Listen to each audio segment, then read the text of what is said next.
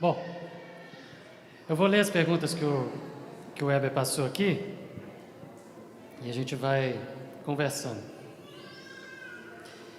A primeira, você poderia falar sobre a Terra jovem e os fósseis amanhã? Vou falar, então se eu falar hoje vai ser spoiler, então vai ser amanhã. Isso aqui está dentro dos temas de amanhã, tá bom? Não sei de quem foi essa pergunta aí. Então eu vou falar sobre isso, pode ter certeza. Como os cientistas estão explicando ou enxergam os milagres na comunidade científica? Depende. Se o cientista é cristão, a gente vai ver alguns números agora nessa segunda parte. Cristão não, desculpa. Se o cientista é crente, ou seja, crê em Deus, ele vai enxergar os milagres como a interferência de Deus na ordem natural do mundo.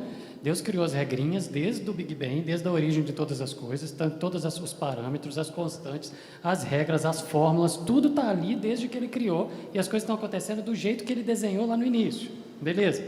Só que quando ele quer interferir, ele interfere, foi ele que desenhou a fórmula, ele dá um peteleco nela e ele faz alguma coisa fora dela. Agora, quem pensa assim é um crente, certo? É um cientista que é crente e ele não tenta explicar da forma natural do mundo o milagre. É simplesmente uma interferência sobrenatural de Deus sobre as coisas que acontecem naturalmente. Então Deus criou todo jeito de fazer e o milagre é aquilo que ele tirou da regra, fugiu à regra. Entende? Agora, se a pessoa não é crente, se ele não acredita, ele fala, isso não é verdade. Ele fala que é coincidência, que foi acaso e por aí vai. Entende? No que se refere a Jesus, qual a visão do cientista sobre a existência e atuação?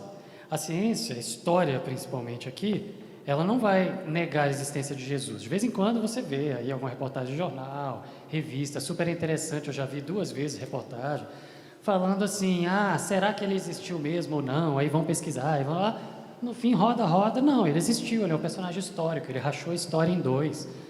A história é dividida entre de Cristo e depois de Cristo. É um personagem histórico real que viveu, que caminhou na Judéia, etc. e tal. Agora, sua atuação, de fato, fez discípulos, andou, morreu, crucificado. Ou seja, não existe esse questionamento. O questionamento é sobre a divindade dele. Ele nasceu, de fato, de Maria, uma virgem. Ele nasceu, de fato, de forma miraculosa. Aí vem os que creem e os que não creem. Agora, a existência do personagem histórico, Jesus, que teve seus discípulos, que ensinou aquelas coisas, que pregou, que fundou o cristianismo, que é a religião predominante no mundo hoje, não tem essa... Um ou outro vão questionar, mas eles são... Lembra que eu mostrei lá na ciência? Quando uma pessoa lança uma teoria, ela vai ser bombardeada pelos outros colegas dele mesmo. E se ela é forte o suficiente, ela permanece. Se ela não é forte, ela cai. Então, quando alguém lança a ideia de que Jesus não existiu, isso derruba em semanas, acabou. Entendeu? Ele não tem esse questionamento forte sobre a existência dele, não. Entende? Seria possível explicar as diferenças entre teoria da evolução e design inteligente? Sim. A teoria da evolução é a teoria do Darwin. Como eu disse, eu não coloquei dentro dessas 3 palestras aqui explicar a teoria da evolução. Mas é a teoria que o Darwin criou para poder explicar um fato que ele observou principalmente no Brasil, na América do Sul principalmente aqui, Galápagos ali do lado do Chile, por aqui, certo? Tem umas ilhas lá na pontinha de baixo da América do Sul que chamam Ilhas Darwin, que ele passou muito tempo ali coletando espécimes ali, comparando, desenhou isso tudo nos cadernos dele e tal. E aí ele criou uma teoria para poder explicar um fato. Que fato? As espécies mudam. Gente, é fato. As espécies mudam. E a gente sabe disso. A gente vê isso, tá? Quem pesquisa e trabalha num laboratório faz isso em laboratório. Com o ser humano? Lógico que não, porque a gente tem uma vida muito longa. Você pega uma bactéria que a cada 20 minutos ela deixa de existir e dá origem a outras 2 filhas... Entendeu? A vida dela é 20 minutos, então você consegue simular gerações e gerações e gerações e milênios e tal, e você faz a evolução bacteriana, você mudando ali. Por isso que a gente pega um vírus que nasceu em 2019 e já tem mais de 100 variantes que se espalharam de verdade, fora as milhares que a gente nem chegou a mapear. entendeu? Bactéria muda o tempo todo. Por que a gente tem que tomar vacina para a gripe todo ano? Porque tem variantes novas todo ano. Você pegou gripe uma vez, você nunca mais vai pegar a mesma. Mas por que você gripa todo ano, 4 vezes por ano? Porque tem 4 variantes que você pegou. E essas variantes são o quê? São frutos de mutação genética, que fez ele mudar um pouquinho. E o que o Darwin descobriu foi isso. As espécies foram feitas assim. A vida funciona desse jeito. As regras que Deus criou para a vida existir num mundo, num planeta que muda, é que a vida tem que mudar. E todas as espécies mudam. Ah, tartaruga muda muito pouco. Sim, muda muito pouco, mas ainda assim muda. Então, o que o Darwin descobriu foi isso. E a teoria da evolução foi a explicação para essa mudança, que ele chamou de evolução. E que mistura com o significado de evolução para o espiritismo, que mistura com o significado de evolução para a política, com o significado de evolução para a história. Evoluir historicamente é melhorar, evoluir para a ciência não é melhorar, é só mudar. Ok? Ah, o apêndice humano funcionava e agora não funciona mais. Melhorou, piorou? Piorou, tá bom, piorou, mas isso é evolução, mudou, evoluiu. Ah, hoje em dia tem um monte de criança que nasceu aqui que não vai ter os dentes do siso. Mudou, evoluiu, isso é evolução. Não importa para que lado está indo, não importa se está melhorando ou piorando, isso é evolução. É isso que o Darwin de fato expôs ali. Não é esse negócio de você ir melhorando, progredindo, aí depois você vai se tornar Deus. Essas coisas assim são extrapolações midiáticas, entende?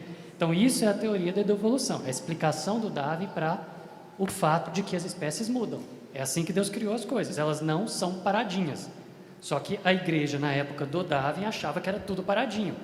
Entendeu? E tem gente até hoje que ainda acha que é tudo paradinho, mas aí não dá para poder casar essa ideia de que é tudo paradinho com o que a ciência já conhece hoje. Então, a teoria do Darwin veio explicar essas mudanças. Agora, design inteligente é uma corrente teológica dentre as várias que existem sobre Gênesis 1, que a gente vai tratar amanhã.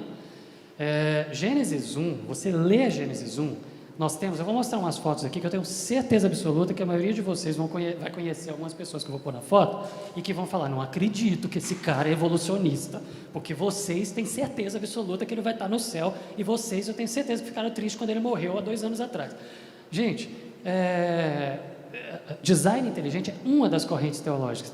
Tem corrente teológica que aceita a evolução como uma forma que Deus usou para criar. Tem corrente teológica que fala que não, evolução não existe e a gente tem que combater isso. Tem corrente teológica, estou falando corrente teológica, feita por teólogos, defendida por pastores, por professores de seminário e tal. A gente tem várias, as principais são 5.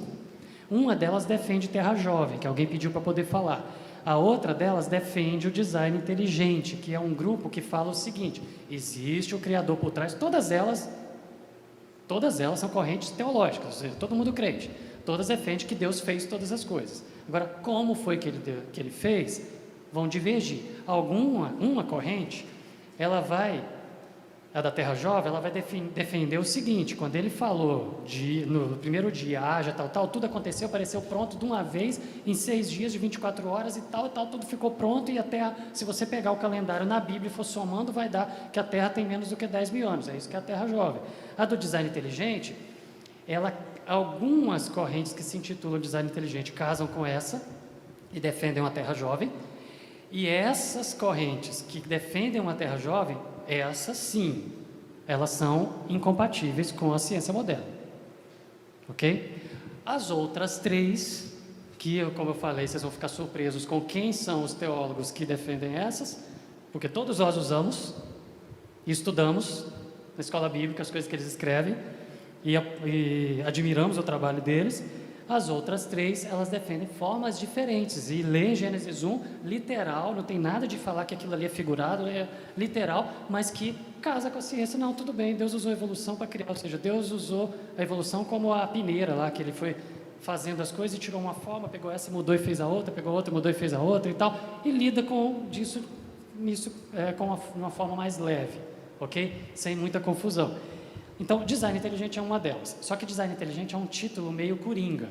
Então, a gente tem grupos que se intitulam design inteligente, de corrente teológica que se intitula design inteligente, que está nos Estados Unidos, que defendem uma terra velha e fala o seguinte: Deus não usou evolução. Evolução é uma coisa que eu tenho que recusar. Mas todo o resto que a ciência fala, eu concordo. Então, a Terra tem 4 milhões de anos, 4,5 bilhões de anos, o universo tem 13 bilhões de anos, etc. e tal, e eles se intitulam Design Inteligente. No Brasil, por exemplo, tem um grupo que se intitula Design Inteligente, que eles não defendem isso, eles defendem Terra Jovem. Então, Design Inteligente é um nome coringa, depende de quem está falando. Então, o grupo Design Inteligente brasileiro defende Terra Jovem. E esse grupo de Design Inteligente brasileiro que defende Terra Jovem segue uma linha de raciocínio que vai estar todo mundo lá no céu assistindo o filme junto, né? Mas segue uma linha de raciocínio que, de fato, é mais difícil casar com a ciência. Certo? Acho que eu respondi, né? Deixa eu ver. Como é o seu dia a dia como cristão assumido na comunidade acadêmica científica da Unicamp? Eu sou chamado de idiota útil. Idiota útil, não sou eu que estou falando isso, tá? Essa que é a definição mesmo.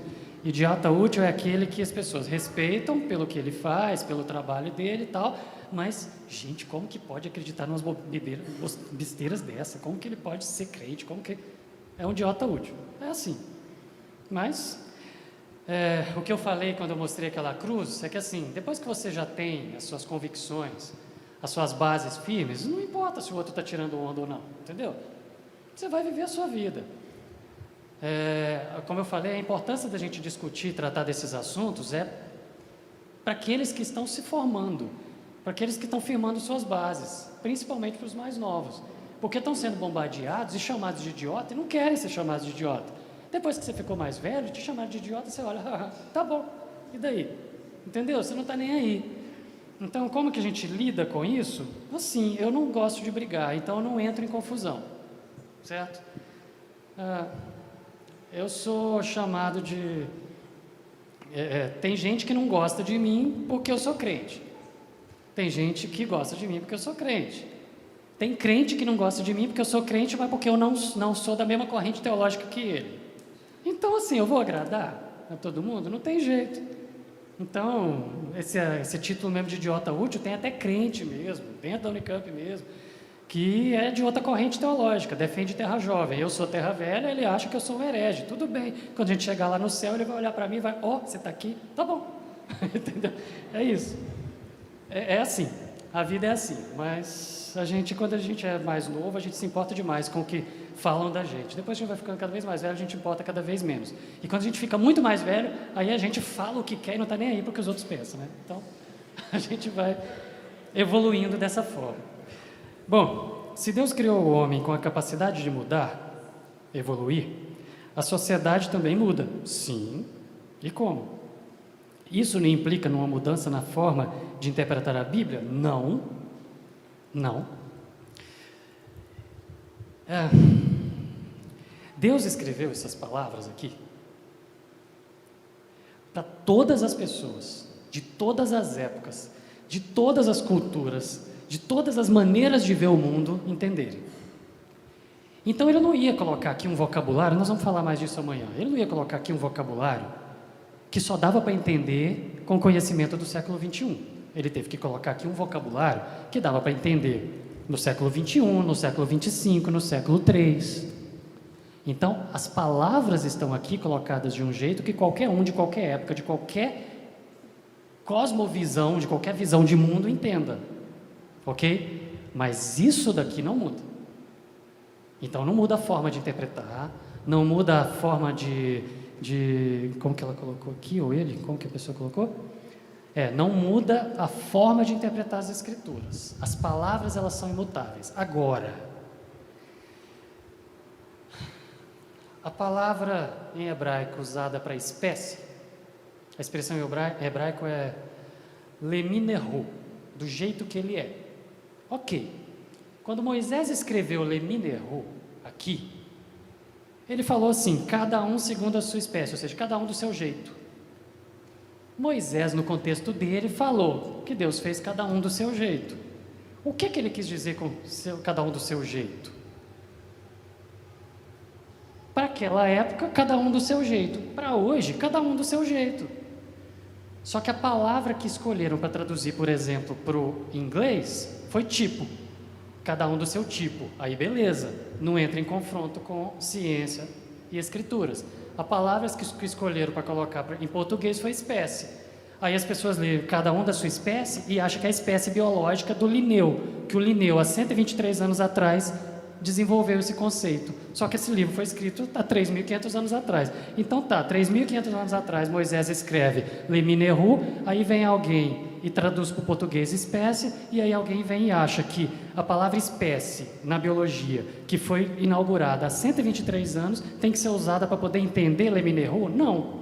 Então, eu estou mudando o jeito de ler a Bíblia? Não, eu estou lendo a mesma palavra, cada um do seu jeito, mas no seu significado real, e não na palavra que escolheram em português que deu problema. Aí o problema foi de tradução, não dessa palavra, porque isso daqui não muda. Tudo bem? Isso aqui é inerrante, não tem erro aqui. Tá bom? Amanhã a gente vai falar mais, né? Amanhã vai ser mais Bíblia do que ciência, hoje está sendo mais ciência e história do que Bíblia. A última, considerando a história de Darwin, será que realmente a religião em algum momento de fato não afeta o avanço da ciência? Sim. E eu vou falar isso agora. Tá bom? Sim, mas de um jeito diferente do que você estava pensando quem escreveu essa pergunta. Mas eu vou falar isso agora, tá bom? Vai ser o final, na hora que eu terminar esse momento que a gente vai ter agora, essa segunda palestra, tá bom? Bom, vamos lá. Eu não vou ficar mudando aqui, eu vou mudar só lá. Só que vai ter hora que eu vou precisar de ler os dados, aí eu procuro aqui, tá bom? Então vamos. O novo ateísmo. O que é o novo ateísmo, gente? Novo ateísmo é o ateísmo no vocabulário moderno. É o movimento organizado... Espera um pouquinho, deixa eu beber água.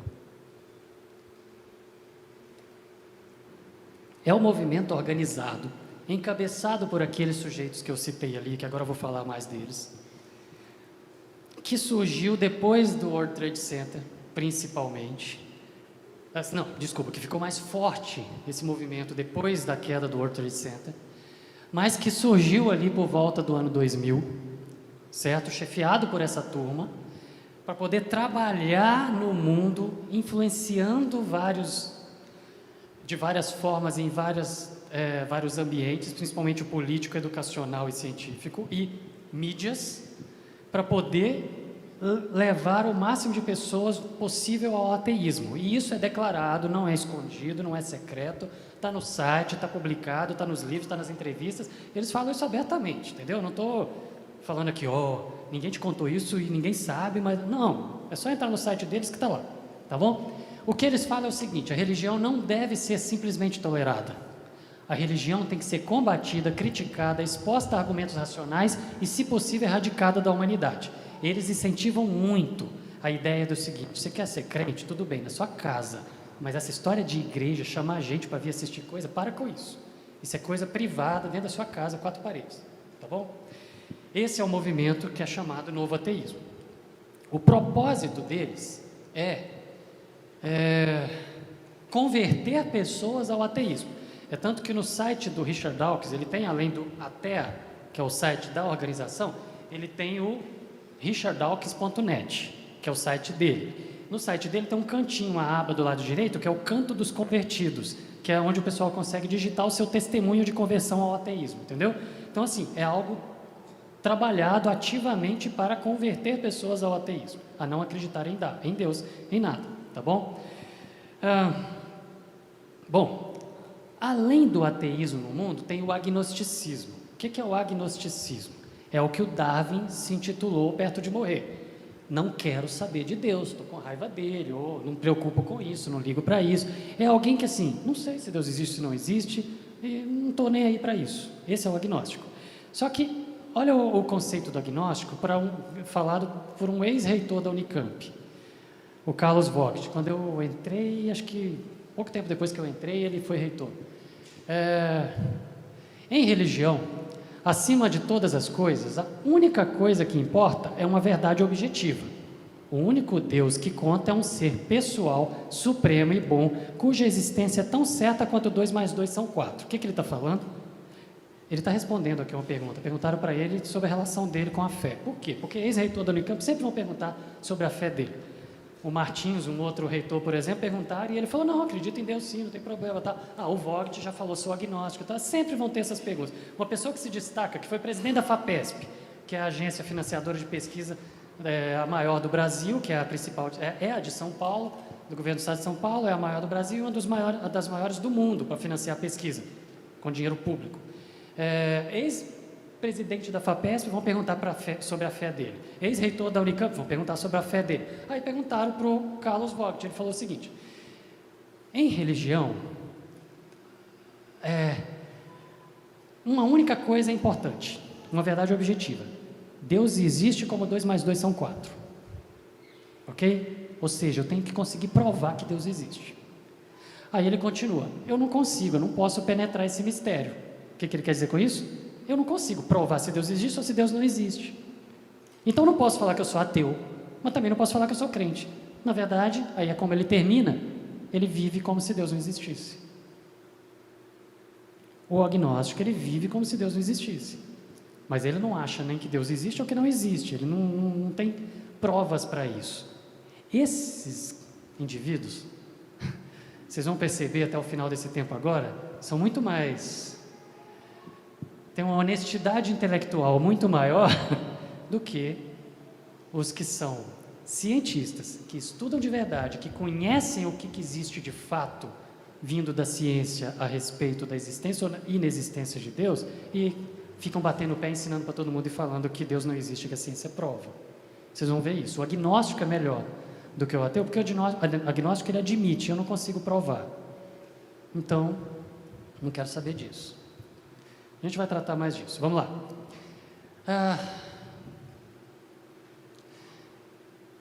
1 João 5,19, sabemos que somos de Deus e que o mundo todo está sob o poder do maligno. A gente sabe disso. Estratégias estão acontecendo para poder tirar as pessoas e distanciar as pessoas de Deus? O maligno tem, o diabo tem esse tipo de estratégia. E ele trabalha em função dessas estratégias, e ele tem os seus humanos de estimação que fazem um trabalho muito bem feito, certo? 1 Timóteo, o Espírito diz claramente que nos últimos tempos alguns abandonarão a fé, vão se apostatar, vão se distanciar. Os ensinamentos desses aí vêm de homens hipócritas e mentirosos. São essas duas palavras que eu vou usar aqui para falar sobre o que esses indivíduos que estão fazendo esse movimento organizado, que é chamado de novo ateísmo, são hipócritas e mentirosos. Aí você fala: poxa, mas você está fazendo a mesma coisa que eles, você está chamando sem provar. Não, eu vou mostrar, só que eu não vou mostrar provando que eles estão errados, não é isso. Eu vou colocar as palavras deles para eles mesmos falarem sobre eles, tá bom? E vocês todos vão chegar à mesma conclusão, eu tenho certeza disso, porque quem acredita no mantra Deus não existe, a ciência prova, acredita porque acreditou no que alguém falou, mas não foi atrás de ler sobre as provas, porque se ler as provas, não tem como acreditar. Se ler as provas, não tem como concordar que Deus não existe, a ciência prova, tá bom? Bom, sobre então ateus e agnósticos, vamos olhar para a estatística nova, como eu disse, tudo parou em 2019, todo mundo apertou o botão de pausa durante a pandemia. Então esses dados são de 2019, mas vamos lá. Agnósticos no mundo, 11,9% só. No mundo, 90% do mundo acredita em Deus. É crente, estou falando genérico, tá? Crê. Bom, e os ateus no mundo? 2,3%. Tá bom? Só. Que declaradamente não creem em Deus. Só que isso é média. Se a gente olhar isso para diversos países, olha como que é diferente. Estados Unidos, em 2010, eram 4% os ateus. Hoje são 6%, 2019. 6%, subiu um pouquinho. Na verdade, subiu um pouco mais e depois desceu. Chegou a 8% e desceu para 6%. A gente está vendo no mundo ocidental uma redução no número de ateus, na verdade, e um aumento do número de crentes, tá? Nos últimos anos isso está acontecendo, diferente do que era previsto 10 anos atrás. O Brasil mesmo, aqui ó, em 2010 era 8,9% e agora é 8%. Em 2019, 8%. Caiu o número de ateus, tá? Itália, 7%, Espanha, 11%, Reino Unido, 17%, Alemanha, 20%, República Tcheca, 30%, Japão, 31%, França, 32% e China, 61%. O que a gente consegue ver a partir daí?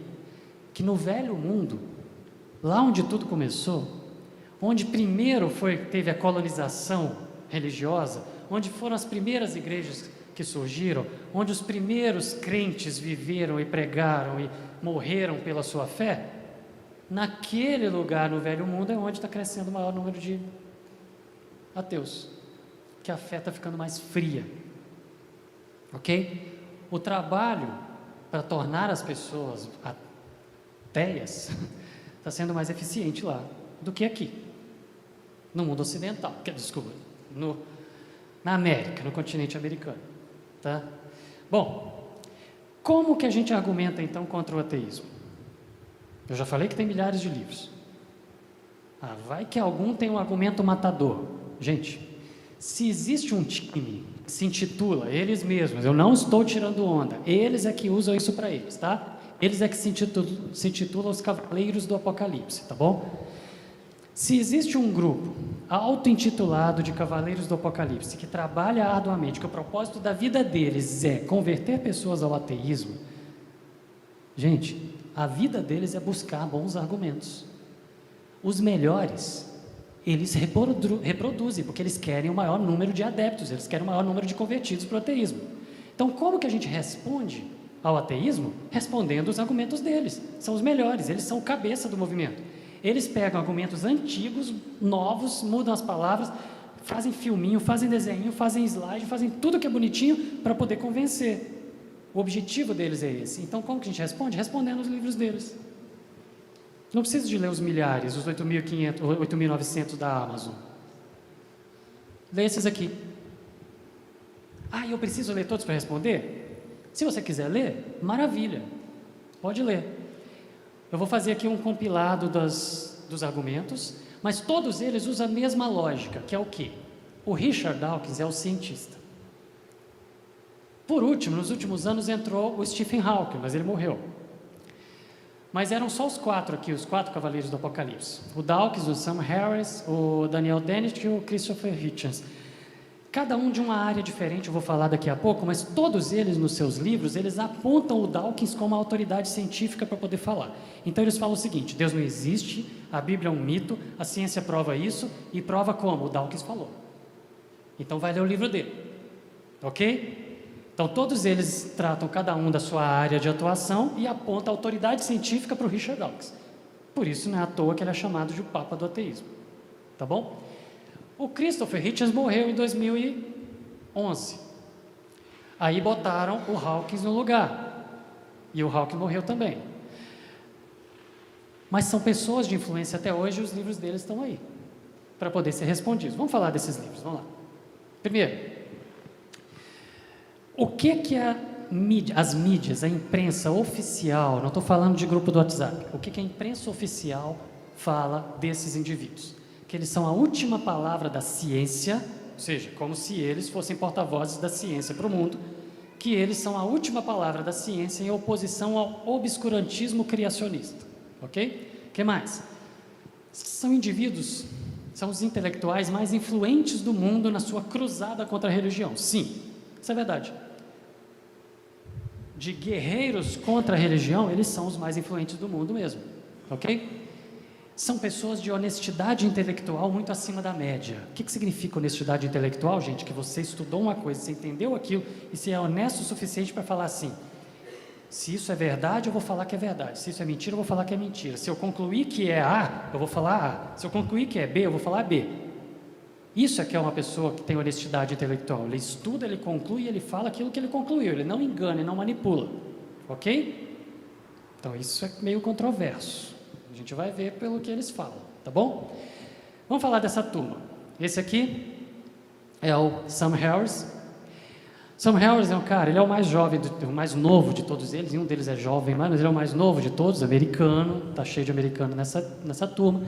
Filho de mãe judia e pai Quaker. Quaker, sabe aquela turma que não aceita tecnologia nenhuma, que anda de carroça até hoje e tal? Então, imagina a criação que ele teve, tá? Mãe judia, pai Quaker, certo? Escritor, filósofo, que ele mesmo se intitula, de Stanford, ou seja, ele se formou na Universidade de Stanford, ele entrou lá, começou um curso, parou para ir para uma clínica de reabilitação, porque ele teve problema sério com drogas, depois voltou para poder terminar os estudos dele, terminou e escreve sobre sobre ciência, sobre filosofia da ciência, sobre fé e essas coisas. A vida dele é defender aí o ateísmo e tal. Bom, ele é um neurocientista. Por que ele é um neurocientista? Porque ele fez pós-graduação em neurociências na Universidade da Califórnia. Então ele estudou em Stanford em 2 períodos, antes e depois da clínica de reabilitação, e depois fez pós-graduação na Universidade da Califórnia em neurociências. Ele estudou o quê? A base neurológica das crenças, entender como que funciona o cérebro de uma pessoa que crê. Foi esse o trabalho dele, tá bom? E ele escreveu em 2004 O Fim da Fé e depois escreveu em 2009 Carta a uma Nação Cristã, respondendo aos crentes dos Estados Unidos que tinham criticado o livro anterior dele. Beleza. E aí ele fala que chegou a hora de deixar a gente questionar livremente a fé de qualquer um. Se você quiser criticar a fé, deixa criticar sem ninguém falar mal de você. Né? A batalha dele é essa. E ele fala que a religião é um impedimento para o progresso. A gente vai responder isso daqui a pouco. Religião impede o progresso, ok? Como alguém perguntou aqui, a religião de fato afeta o avanço da ciência. Sim, nós vamos ver como que afeta. Vamos lá. Esse é o Daniel Dennett. Esse cara é um outro da área de neurociências também. Também americano, filósofo e pesquisador, sim, até hoje. Esse de fato é cientista, tá? O Daniel, ele estudou. Mas beleza. O Daniel, não, desculpa, o Sam Harris estudou. O Daniel de fato é cientista. Bom, o Daniel Dennett, ele estudou filosofia, a área dele é filosofia da mente. Ele é da área das ciências cognitivas, ou seja, sobre o intelecto, sobre o funcionamento dos neurônios, como que funciona o cérebro, certo? E ele fala o seguinte, ele é biólogo, né? Ele fala o seguinte, se alguém apontar um lugar do cérebro, porque quem estuda o cérebro sabe que é uma bagunça. Isso aqui é uma bagunça. Só que é uma bagunça que funciona de uma forma brilhante e que ninguém consegue entender. Tem gente com o universo inteiro para pesquisar, né? Os físicos, os astrofísicos. E o povo das neurociências tem um universo inteiro para investigar aqui, que é a mente, ok? E o Daniel, ele fala o seguinte, se no meio dessa bagunça que funciona tão bem, alguém um dia descobrir que tem um lugar onde fica a consciência, que ele fala que no meio dessa bagunça, por acaso, surge a consciência, mas se existe um lugar dentro do cérebro onde a consciência está ali, então ele fala, então eu vou admitir que ali fica a alma, então eu vou admitir que Deus existe. Beleza, isso que ele disse. E aí tem o Christopher Hitchens, que esse cara tem uma história interessante. O Hitchens, ele escreveu, bom, ele morreu em 2011, biólogo e americano, tem dupla cidadania, ele fez jornalismo. E ele era escritor e crítico literário. Ele é o mais xiita de todos eles. Ele era o mais radical, que queria que fechasse a igreja mesmo, aquela coisa. Beleza.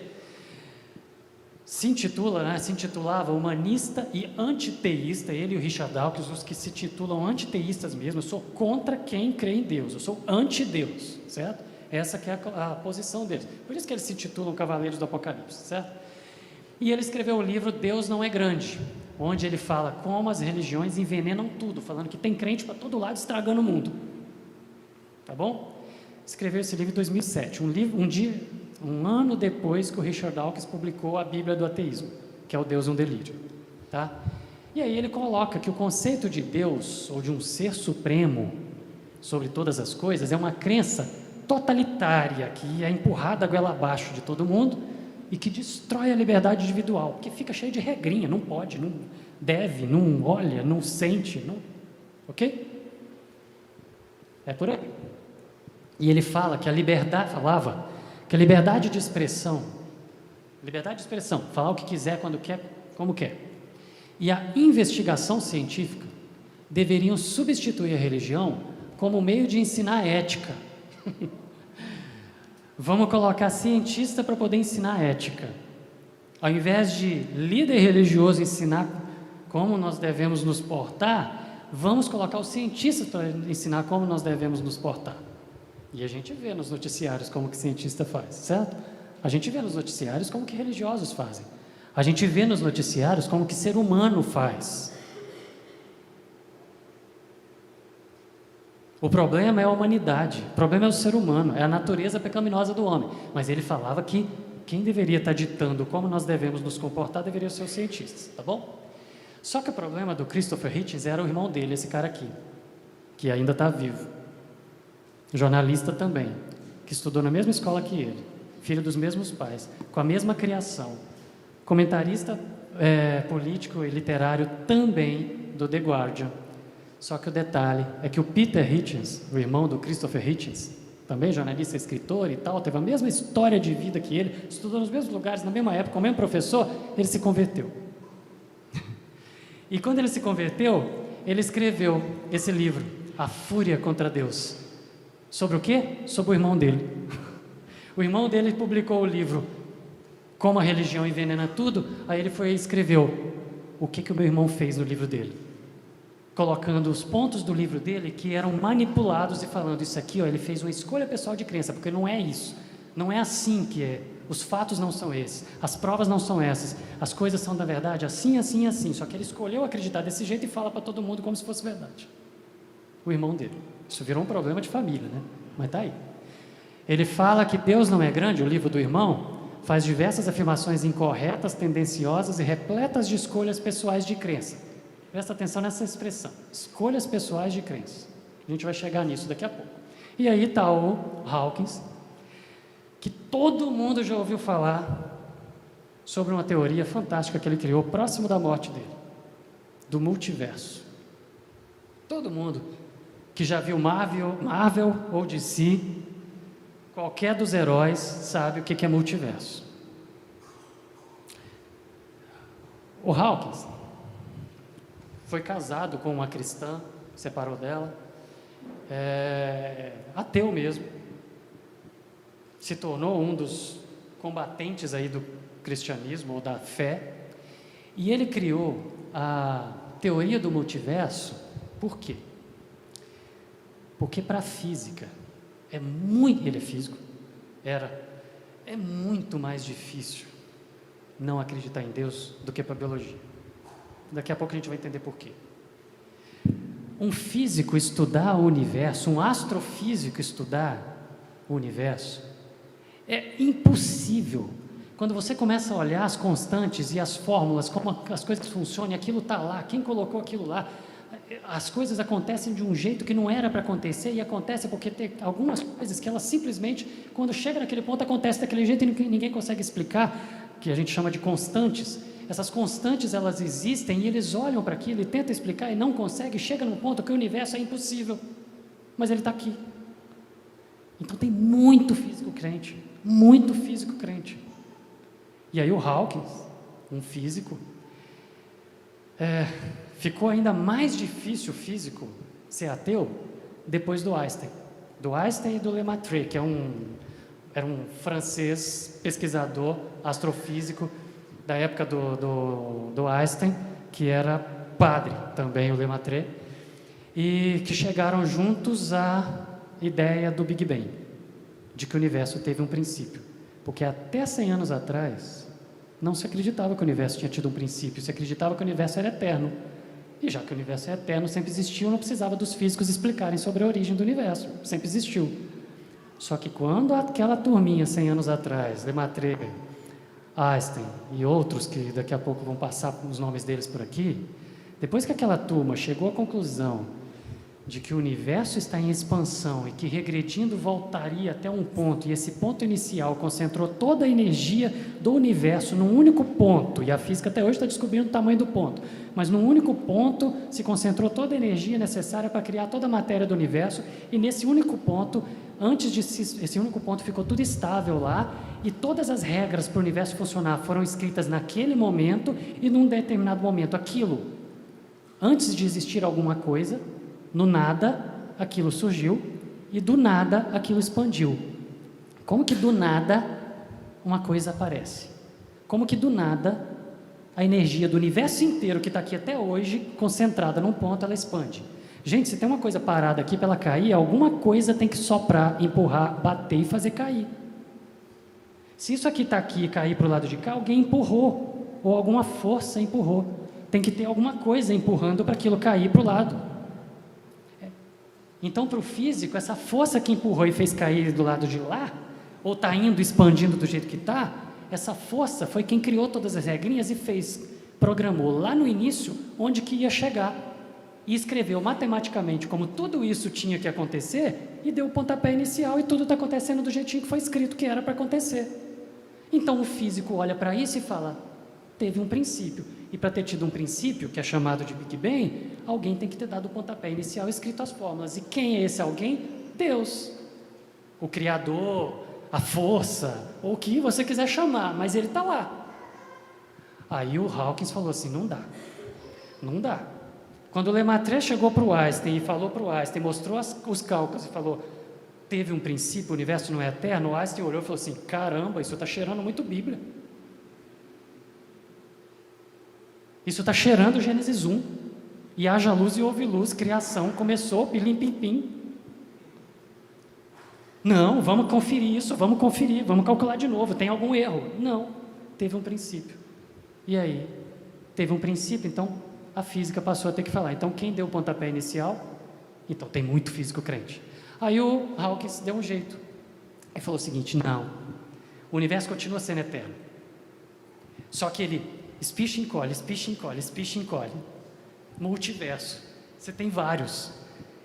Começa do Big Bang e ele expande, a gente está aqui agora. Aí ele vai até um certo ponto e depois é um elástico, ele volta e encolhe outra vez até o Big Bang outra vez, até o ponto inicial. E aí ele espicha, expande outra vez e vira outro universo. E volta, e vai, e volta. Ele criou a teoria do multiverso para poder não ter que responder quem deu o pontapé inicial. Existe evidência disso? Nenhuma. Foi só um argumento de um cientista extremamente capaz e inteligente, um dos maiores da história, para poder não ter que explicar quem deu o pontapé inicial. Aí a Marvel e a DC gostaram e criaram um monte de desenhos e filmes legais. Que é legal o multiverso, fala a verdade. Só que é ficção. Criado pelo Hawkins, para poder não ter que falar de Deus. Ok? E aí a gente chegou no Papa, no Dawkins. Bom, o Dawkins, britânico, biólogo, como eu, evolucionista, ateu e antiteísta radical, ok? Era professor de Oxford, uma das melhores universidades do mundo, se aposentou em 2011, ok? Divulgador de ciências, lembra daquele slide onde eu expliquei como funciona a ciência? O Dawkins é divulgador de ciência. O Dawkins cientista era zoólogo, mexia com bicho. O Dawkins cientista escreveu um dos melhores livros de genética, por mais que não fosse da área dele, onde ele propôs uma teoria que chama o gene egoísta, que eu adorei aquele livro, quando eu li. Ele explica, chama o gene egoísta, ele explica, com a teoria dele sobre o gene egoísta, ele explica o porquê de muitas coisas acontecerem nos seres vivos, que você fala, caramba, explica muito, é muito legal, é muito inteligente. Beleza, esse é o Dawkins cientista. Só que depois que ele escreveu isso, ele não mexeu com ciência mais. Ele não fez mais papel de cientista, ele passou a ser divulgador de ciência. E ele passou a viver em função de defender ateísmo. Então ele é um divulgador de ciência quando ele fala de ciência e fé. Quando ele defende o ateísmo, tá bom? Só que ele chama para ser autoridade cientista. Gente, estou falando de química, todo mundo tem que acreditar. Agora estou falando de astrofísica, todo mundo tem que acreditar. Estou falando de Big Bang, biólogo falar de Big Bang, pelo amor. Não entende. Meu filho no ensino médio vai fazer prova esses dias de Big Bang, uma outra professora está ajudando ele a estudar, eu não sei. Não dá. Eu sei falar o máximo isso que eu falei com vocês aqui, da história do Lemaitre e do Einstein. O Dawkins vai falar de Big Bang. Fazer cálculo. Tudo bem. Mas ele é um dos mais influentes intelectuais da atualidade, sim. Como comentador de ciência, ele é o mais conhecido do mundo e chamado de Papa do Ateísmo. E ele fala, né, naquela estratégia de tirar a onda para todo mundo ficar com vergonha de ser crente, ele fala que para acreditar no Deus da Bíblia você tem que ser um idiota, estúpido ou insano, certo? Teve uma vez que ele estava dando uma palestra na universidade nos Estados Unidos, que uma menina foi fazer a pergunta e ele ficou assim, olhando para ela, tirou o óculos, fez assim, ela fazendo uma pergunta e era nitidamente cristã, a menina. E ele ficou olhando assim, e ele, pelo seu jeito de vestir, você deve ser crente, né? Menosprezando a menina, todo mundo tirou onda, deu risada e tal. A tática é essa, humilha, despreza, tira onda. E aí depois deu uma resposta que não tinha nada a ver com a pergunta dela. Ele não tinha resposta. Mas tirou onda, boa tarde, fez todo mundo dar risada e aí pronto, é o cientista falando, todo mundo acredita. Ok? Esse é o Dawkins. escreveu um monte de livros, ele escreve muito bem. Como eu disse, O Gênio Egoísta, é muito bom esse livro dele, para quem é da genética, como eu, para quem gosta, certo? Não estou falando que é um livro para poder ser ler na hora de dormir, mas não é isso, mas é legal. Mas fora isso, o resto dos livros famosos dele são todos livros de filosofia da ciência, sobre ateísmo, sobre religião. Olha só, o rio que saía do Éden, evolução, como que é aqui? Desvendando o arco-íris para falar sobre o Jardim do Éden, o maior espetáculo da Terra, sobre as espécies, sem precisar ficar colocando Deus sobre a origem das espécies, o capelão do diabo para poder falar como que as igrejas atrapalham tudo, o relojoeiro cego para poder falar sobre o acaso, tirando Deus da jogada, e Deus um delírio, que é tido como a Bíblia do ateísmo, que sintetiza todos os melhores argumentos para poder convencer alguém a ser ateu e que é vendido com esse propósito, para convencer uma pessoa a ser ateu. Ok? Bom, então vamos lá. A imprensa fala que o Dawkins, o cabeça desse movimento, desse grupo, é o maior pensador da nossa geração. Fala que ele é polêmico e desafiador, de honestidade intelectual acima da média, ícone do ateísmo contemporâneo. Desde Nietzsche, não existiu ninguém na Terra que atacasse Deus com tanta veemência, com tanta força, certo? Ele é a última palavra da ciência em oposição à religião, e um dos intelectuais mais influentes do mundo na sua cruzada, e aquele que mudou a forma, olha isso, aquele que mudou a forma como o mundo discute a existência de Deus. Nós estamos falando de alguém de extrema influência. Ele passou no Brasil em 2006 e a Folha de São Paulo descreveu a passagem dele pelo Brasil como um momento histórico. Esse que é o Richard Dawkins, tá bom? De onde que eu tirei essas frases? Desses jornais aqui. Não é blog. É a imprensa oficial. Aplaudindo e exaltando. Ou seja, Google, ontem, eu digitei o nome dele e atualizei esse número. Foram 29 milhões e 600 mil citações. Em 0,62 segundos. Richard Dawkins. Foi isso que eu digitei, 29 milhões e 600 mil citações. Ok? O nome dele. Nós estamos falando de uma pessoa com imensa influência no mundo. Quando ele fala, todo mundo fica quietinho, ninguém questiona e ninguém discute. Ok? Quando vem desses indivíduos, e eles mesmos, os outros, apontam para ele como autoridade máxima, o que vem da boca desse é tido como irrefutável. Então nós vamos argumentar com esse. Esses são os indivíduos que 1 Pedro está falando, que são aqueles que estão pedindo para respondermos a razão da nossa fé. A expectativa de Deus é que a gente esteja preparado para isso, e não precisa fazer curso, faculdade, nada para poder responder isso. Deus só está esperando que a gente esteja preparado para responder a razão da nossa fé. Como? Esses indivíduos estão trazendo isso. Então eu vou colocar aqui, tirando do Deus um delírio. Vocês entenderam a minha lógica, né? Tem milhões de livros. Só que todos eles citam uns aos outros. E todos eles citam os maiores. E esses principais usam a história dos argumentos ateístas para poder trazer o melhor. E todos eles foram sintetizados no Deus um delírio, que é chamado de a Bíblia do ateísmo. E o Dawkins fala que esse livro foi escrito com todos os argumentos, os melhores argumentos, para que uma pessoa que comece a ler crente termine ateu. Então é esse livro que a gente vai responder. Porque se você estiver tratando com um ateu, tentando te convencer, 99%, para eu não falar 100%, 99% do que ele vai argumentar para você está aqui. Tá bom? Está dentro dessas linhas aqui. E ele divide nesse livro em 3 principais argumentos. E, gente, é isso. Aí vocês vão achar, não, ele pegou só os mais fáceis de responder. Não, são esses. Vai ler, se você quiser, vai ler. São esses, tá bom? Ele fala que Deus não existe, a Bíblia é um mito e a ciência prova.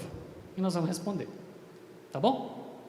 Deus não existe, a Bíblia é um mito e a ciência prova.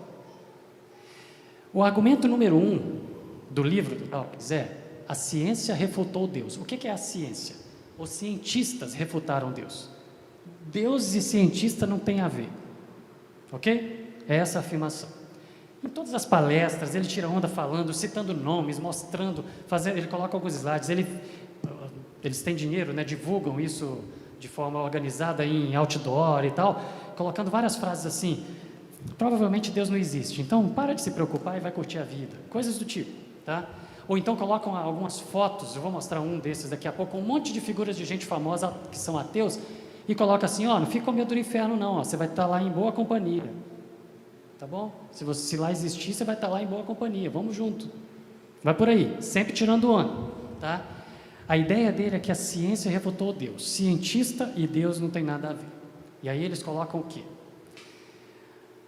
A ciência refutou Deus e jogou Deus para periferias culturais. O que é isso que ele trata num capítulo inteiro? Periferias culturais é aquele lugar onde não tem inteligência, onde pessoas não inteligentes se reúnem, onde pessoas que não têm conhecimento nenhum, ok? Que não sabem pensar, que não têm inteligência para absolutamente nada, é lá que se acredita em Deus. É isso que ele trata em um capítulo inteiro, tá bom? Periferias culturais. Ele fala que o conhecimento científico leva ao ateísmo, ou seja, quanto mais a pessoa estudar, mais ateu ele é, ok? Ele fala que o intelecto leva ao ateísmo, quanto mais inteligente, quanto maior o nível intelectual, quanto maior o conhecimento da pessoa, menor a crença em Deus. Se eu pegar 100 pessoas e botar para estudar, quanto mais inteligente o indivíduo for, menor a chance dele terminar os estudos crente em Deus, ok? Ou quanto mais o indivíduo estudar, menor a chance dele terminar os estudos crente em Deus, tá bom? E ele fala que é quase consenso entre os cientistas a ideia de que Deus não existe. Quase consenso. O que é consenso, gente? 90% é consenso? 50% é consenso? 60% é consenso? Quanto mais próximo do 100% possível, isso é consenso. Quanto mais distante do 100% é o oposto de consenso. 10% é consenso? Não. Consenso tem que estar lá para os 90%, no mínimo, tá bom? Mas ele está falando que é quase consenso a inexistência de Deus entre os cientistas. Então nós vamos responder isso aqui tudo então agora. Vamos lá, aqui o outdoor dele. Não fica com medo do inferno, gente. Porque se ele existir, a gente vai estar lá em boa companhia. E aí tem um monte de artistas famosos. Olha aqui, Jack Nicholson está aqui. Quem mais está aqui? Olha só, o House está aqui. Não tem artista famoso. Olha, o Harry Potter está aqui. Cadê o Potter? Aqui, olha, um gênio indomável está aqui. Esqueci o nome do ator. O Karl Marx está aqui. E eles vão colocando. Até o Joey está aqui, do Friends. Ele vai colocando um monte de gente famosa e fala, tem um monte de gente legal indo para o inferno, se o inferno existir. Então vamos junto. Porque não existe não, esquece disso. É sempre na base da tiração de onda, tá bom?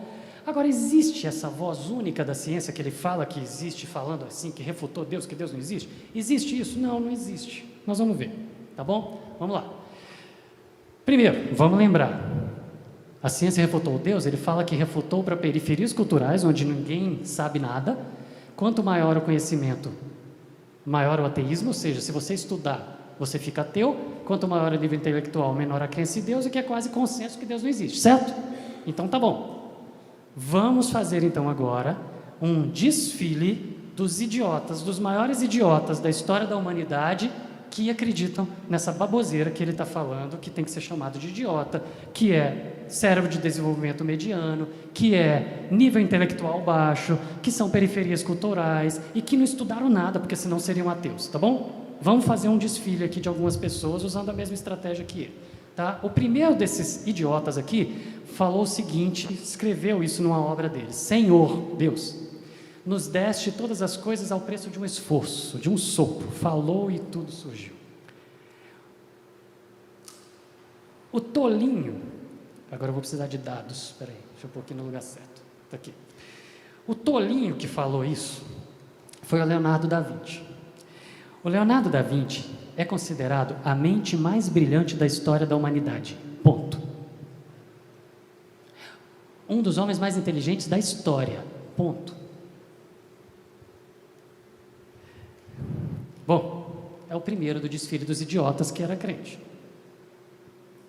Tá? Eles têm os contra-argumentos e eu vou trazer, tá? Mas vou fazer o meu desfile e depois eu respondo a crítica deles porque eu citei o Da Vinci, por exemplo. Tá bom? Eles respondem isso. Porque outras pessoas já jogaram para eles. Tá, e o Da Vinci? E o fulano? E o Beltrano Ciclano? Ah, mais blá blá blá. Eu vou falar o que é a resposta deles. Aí o outro idiota fala o seguinte: eu posso ver como que é possível um homem olhar para baixo na terra aqui e não acreditar em Deus, mas eu não posso conceber como um homem pode olhar para o céu, para o universo e falar que Deus não existe, porque é impossível não acreditar em Deus. O idiota que falou isso foi um dos 3 maiores presidentes dos Estados Unidos, o Lincoln, considerado um dos 3 principais presidentes, considerado pelo próprio povo dele lá como digno de um monumento na Praça dos 3 Poderes, lá em Washington, só para o Lincoln. Ok? E o Dawkins fala que a ciência refutou Deus, mas ele coloca nos BuzzDoor e nos outdoor dele, ele coloca artistas, políticos e cientistas. Então eu estou colocando artistas, políticos e cientistas no meu desfile aqui, tá?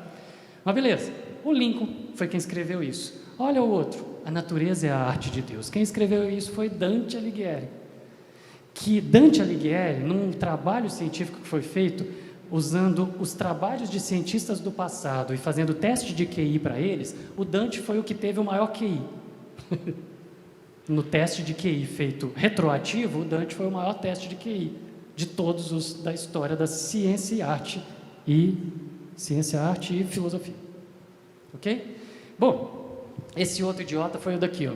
Quanto mais eu estudo a natureza, mais eu fico maravilhado com as obras do Criador. A ciência me aproxima de Deus. Um pouco de ciência nos afasta de Deus. Muita ciência nos aproxima. Gente, está todo mundo aqui graças a esse burrinho. Foi o Pasteur. Alguém aqui passou a vida inteira sem tomar um antibiótico? Não, né? Alguém aqui nunca tomou um antibiótico? Agradeça a esse idiota estúpido, intelecto fraco, baixinho, não estudou nada, não aprendeu nada, não sabe nada. Ok? Crente. Tá.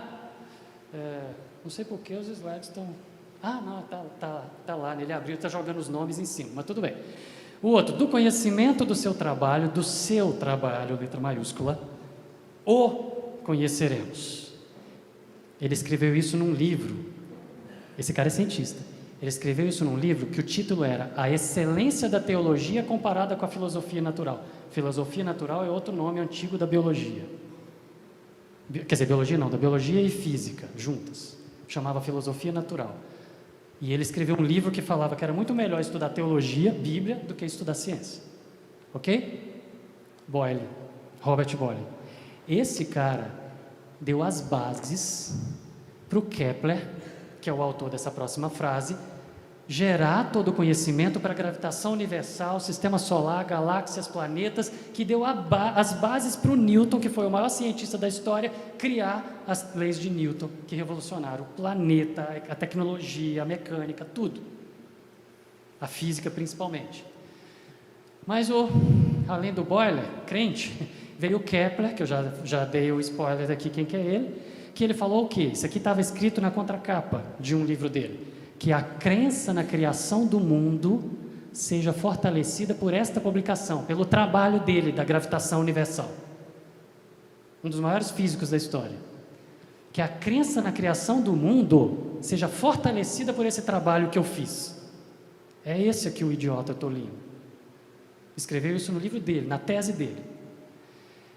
Que a opinião sobre o Criador seja reconhecida na natureza e sua sabedoria brilhe cada vez mais. O Kepler. E aí veio o Newton.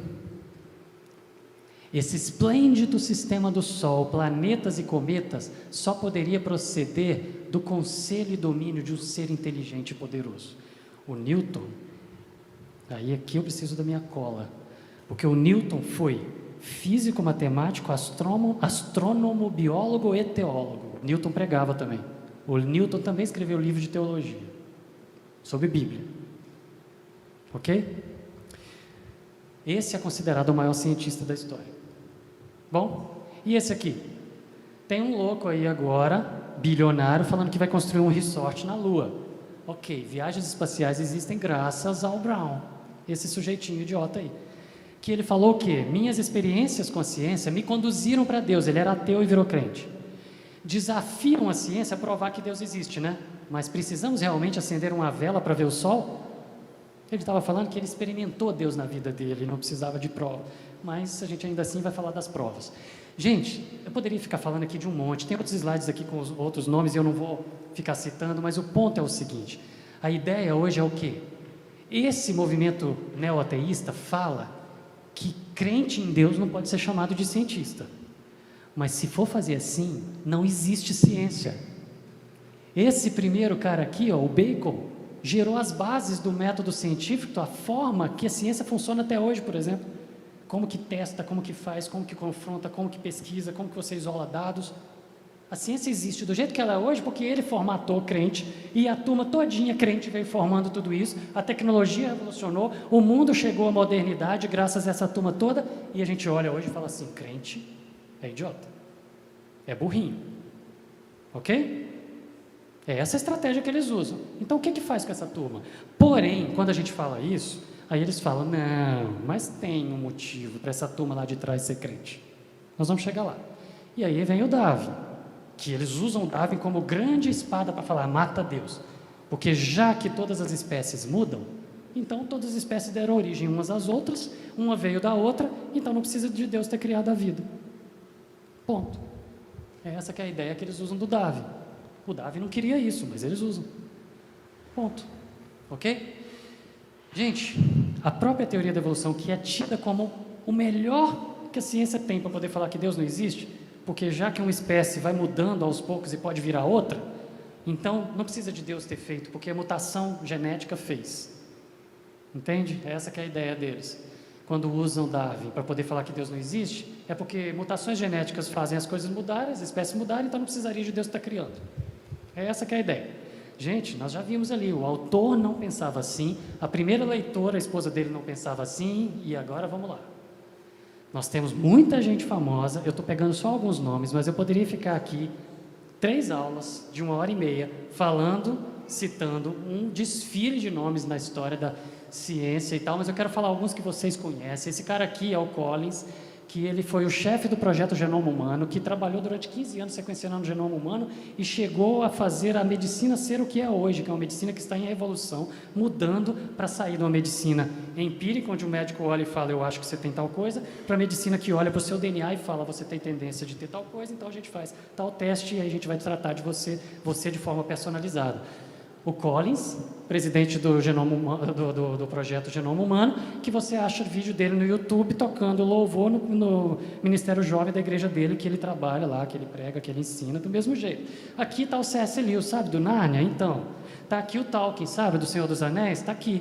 Ah, mas eles também escreveram livros de teologia. O C.S. Lewis escreveu livros excelentes de teologia. O Tolkien não, o Tolkien foi mais para ficção mesmo. Aqui eu tenho 3 professores, colegas do Richard Dawkins lá de Oxford. Eu vou falar deles, vou citar esses aqui daqui a pouquinho. Mas, gente, nós temos pessoas lá do passado e daqui do mesmo jeito, crentes em Deus que conhecem do mesmo jeito. E quem conhece esse sujeito aqui? Quem que é esse aqui? Então, em 2011, num programa de rádio, perguntaram para ele o que ele achava da evolução. Ele falou assim, não vejo problema nenhum, se Deus usou a evolução para criar, tá bom. Billy Graham. Alguém quer jogar ele no inferno agora? Não tem problema, gente, as pessoas vivem em paz. A gente já falou de um monte na história do pensamento humano, feita por crentes em Deus. A gente já falou de alguns nomes famosos e poderíamos falar de outros, além do Lewis e Tolkien. A gente tem aqui outros famosos, Descartes, o Leibniz, o William Paley. A gente vai falando. Aqui está uma listinha que eu poderia falar de todos eles, porque tem um resuminho da biografia de todos eles. Mas a gente não precisa. O ponto é o seguinte, precisa ser ateu para ser um intelectual? Artista, produtor, escritor, político? Só é inteligente quem é ateu? Só pode ser chamado de cientista quem é ateu? Então, argumento 1, a ciência refutou Deus, ela se sustenta? Não, né? Só que eles têm um contra-argumento, eles falam assim, peraí, você está usando o nome de gente velha. Gente velha não tinha ciência moderna. A ciência moderna é que está provando que Deus não existe. Então tá bom. Então vamos falar de gente nova. Vamos falar de alguns estudantes. Não tão novos assim, porque são colegas meus, pessoas da minha época de graduação. Ou estudaram comigo, ou estudaram na mesma época que eu em outras universidades no mundo. Mas eu estou citando aqui gente menos velha. Tá bom? Mas que aprenderam ciência moderna. Não estava aqui há 100 anos atrás com o Einstein e o Lemaitre. tá bom? Vamos falar de um. Não vou falar os nomes, é lógico, mas esse aqui, amigo meu, certo? É o tal da Bíblia. Quando ele era adolescente, ele foi para a igreja, lá no Rio Grande do Sul. Os pais dele são diáconos até hoje, professores de escola bíblica até hoje. E ele foi conversar com o pastor dele lá, porque ele estava estudando no ensino médio e evolução, e ele leu e falou assim, peraí, é isso que é evolução? Ah, tá. Gênesis 1? Ué, não tem problema não. Por que existe essa briga falando que assim, nossa, eu tenho que ter medo, eu tenho que combater, eu tenho que fugir, isso é um sacrilégio, isso é um pecado, isso é... Não, dá para a gente viver bem, não precisa dessa briga. E foi falar com o pastor bateu a Bíblia na cabeça dele. Está fora da igreja, nunca mais pisou dentro da igreja, certo? Ele é biólogo, ele é PhD em genética e evolução, estudou no mesmo departamento que eu ali, e ele é crente, ele é teísta, ou seja, ele é crente, ele crê em Deus, ele só tem raiva de igreja, como vários, com experiência desse tipo, certo? Ou seja, o conhecimento dele formado, baseado na ciência moderna, com o conhecimento de ciência moderna, PhD em genética e evolução, na ciência moderna, fizeram ele não acreditar em Deus? PhD em evolução, gente. Ele fez graduação, mestrado e doutorado estudando evolução. E fizeram ele não, ele trabalha com isso, em Brasília. Fizeram ele continuar sendo teísta, sendo crente, e aí? A ciência moderna leva ao ateísmo? Porque eles falam que a gente cita nomes antigos, que são grandes nomes, mas é porque era gente velha que não tinha ciência moderna. Tá, mas tem mais gente, tem um outro aqui, filho de pastor, que estudou comigo. Ele fez biologia, fez mestrado na Unicamp e depois foi fazer doutorado, o PhD dele lá em Oxford, na Universidade do Dawkins, dos outros três que eu falei ali, que eu ainda vou citar o nome, que é o Lennox e a turma ali, onde o Darwin passou um pedacinho na pré-Oxford, ele passou lá também. Tudo bem? Ele conheceu, cruzou no corredor com o Hawkins, lá o da cadeira de roda, conversou com ele. Ele foi para lá porque ele queria conhecer essa turma e foi estudar e fazer o doutorado dele lá. E ele ficava sentado na cantina comigo da biologia lá da Unicamp, porque ele falava o seguinte, eu falava, cara, gente, lembra que eu falei, evolução é uma teoria, tá? Não estou batendo o pé e falando, isso é fato, não é isso não. Eu só estou falando que não precisa desse auê todo de falar, de botar um peso nas costas dos nossos jovens e falar assim, ou você é anti-evolucionista, ou você é um herege, ou você é um apóstata. Então não precisa disso. Não precisa de um peso nas costas dos nossos jovens maior do que maior do que eles precisam ter para viver no mundo que a gente vive. Não precisa da gente colocar um peso nas costas deles que Deus não colocou. E era esse o meu ponto das discussões na cantina. Eu falava, cara, se a evolução é fato, se não é, se é verdade, se não é, não precisa dessa briga. E ele, não, evolução não pode, de jeito nenhum, não pode. Aí ele foi para a Oxford fazer o PhD, aí quando ele voltou, quando ele chegou aqui, hoje ele é professor na USP, quando ele chegou ele me ligou, e quando ele ligou a frase dele foi essa, eu anotei na hora que desliguei o telefone, porque eu falei, vou botar isso num slide. Aí ele falou assim, bicho, pode dar risada, mas eu me rendo. Não tem jeito, Deus usou a evolução para criar. E continuou crente. Vai estar no céu junto com a gente. Cristão atuante. Uma filha de um amigo meu agora, passou em biologia, foi para a USP lá, e aí esse amigo estava preocupado dela, as influências dela lá, com quem que ela vai andar. Eu falei, ela gosta de quê? De genética. Então vai estudar com fulano.